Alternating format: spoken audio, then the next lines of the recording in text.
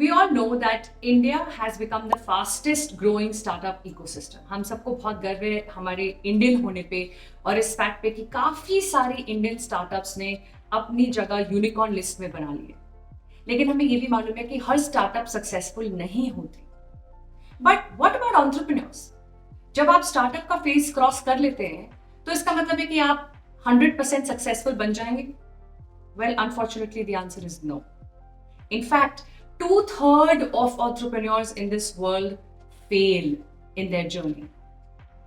And the reason is not that most of these entrepreneurs come from a certain country. कोई एक common country नहीं है, कोई एक common gender, एक common class, creed, caste नहीं है. इन सब failed entrepreneurs में जो हमें एक pattern establish कर सके और हम बोले कि see, this is why they fail. So there is no one commonality in terms of geography, in terms of socioeconomics, but there are a few commonalities in terms of the mistakes that they make. Forbes has come up with a list of 11 reasons why startups and entrepreneurs fail. But I want to pick only 3 because I think these 3 are the most important. If you are aware of these 3 mistakes and you make sure that you don't commit them, there is a very high probability of you making a successful entrepreneur. So let's get ready and understand the first one. The first is not being smart enough. And by smart, I mean not doing your homework, not doing your research, not doing your study. You don't understand the market. You don't understand what your product and service is solving. Trust me, as simple and basic as it sounds, I am a part of a few incubators where I sit on the other side of the table to see the ideas people come up with.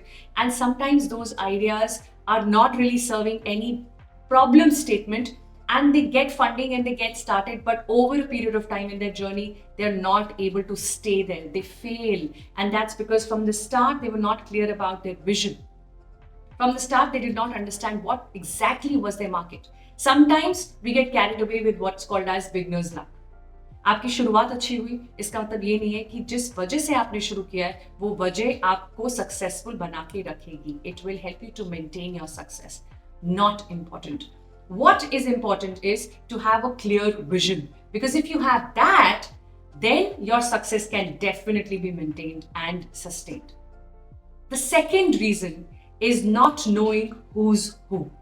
Now, this is not about knowing the who's who, knowing the big people and having a network of influencers and influential people.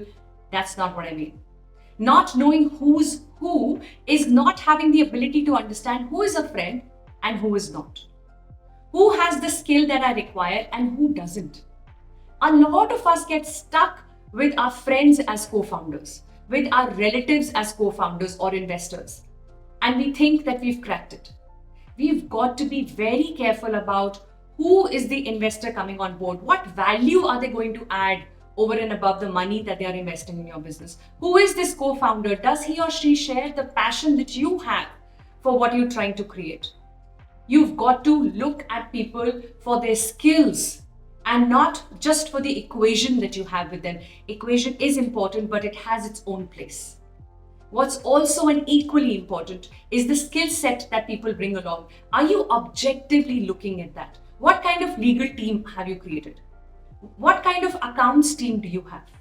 You need to look at all of this also very, very carefully. In the beginning of our journey, we take these things very lightly. कि ठीक है अभी किसी को भी कोई भी freelancer accountant बन जाएगा, कोई भी फ्रेश इंटर्न को लीगल हैंडल करने को दे देते हैं, ज्यादा कुछ करने को है नहीं, let's save money. But this is when you are being penny wise, pound foolish. You've got to invest in the right set of people.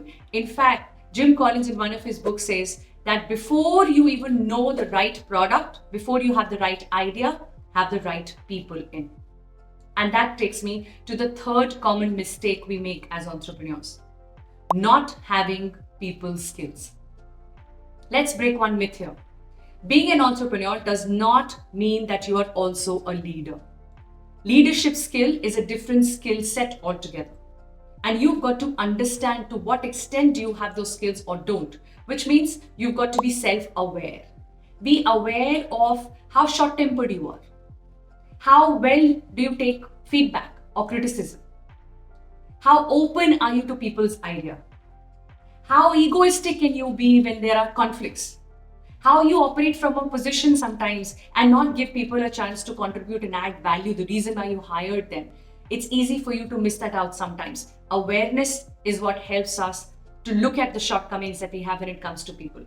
And then creating a plan to build your people skills, to bridge this gap between your capability as an entrepreneur, understanding your product or service, and your ability to lead as a leader. They both have to come together. Out of 2/3 of these entrepreneurs who fail, if you look at the list and try to identify the pattern, you will realize that any other reason which you might consider as common between them rests on one of these three.